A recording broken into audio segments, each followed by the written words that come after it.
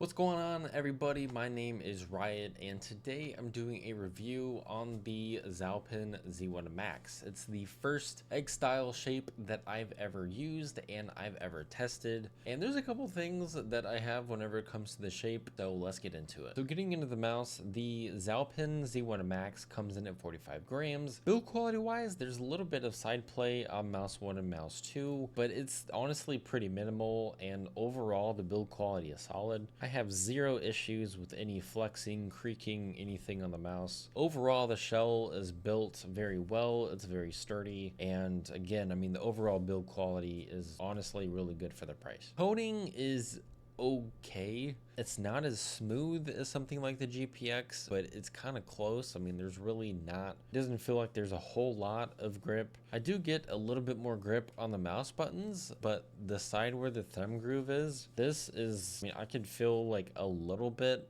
on the plastic, but especially on the side where the thumb groove is, it's just super smooth. So I don't really feel like I get any kind of extra grip outside of just using extra force from my thumb to get a grip. That brings me to the shape, and I think the shape would be better for me if it was bigger. So because of my hand size, essentially one of two things happens whenever I try and use this mouse. So because of my general grip, if I try and palm it where I bring it closer to me and kind of pull it into my palm, my ring finger is longer than the mouse. So essentially what happens is as I'm playing, I'm putting more pressure on the right side of the mouse. So I'm essentially pushing the mouse and curving it. So as I'm playing, like, I'm not using the mouse where it's completely straight. I'm essentially curving the mouse because I'm putting more pressure from my ring finger. And if I try and fingertip it, I'm moving my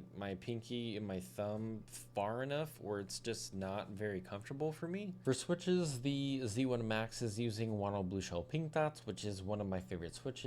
The mouse does have some pre and post travel. There's still Wano Blue Shell Pink Dots, so they still feel good, tactile, spammable, still feel good. Most of the time, I don't have an issue with stock skates, but I really wasn't a fan of the stock skates that they have on this. The skates were super slow, and they really only felt decent to use on cloth speed pads. They felt too slow on control pads, and they felt too scratchy on glass. So if you do pick this up, I would definitely recommend switching out the skates. Sensor implementation was solid. I had no issues with stuttering, no issues with battery life, anything like that. All right, so whenever we talk about the Z1 Pro Max, I think there's a couple things to kind of take into account. One, it doesn't work for me because of the size of my hands. If you have smaller hands, I think it's something that you could look into. Specifically, if you're trying to look at something comparable to the Razer Orochi, I think you could definitely look at the Z1 Pro Max.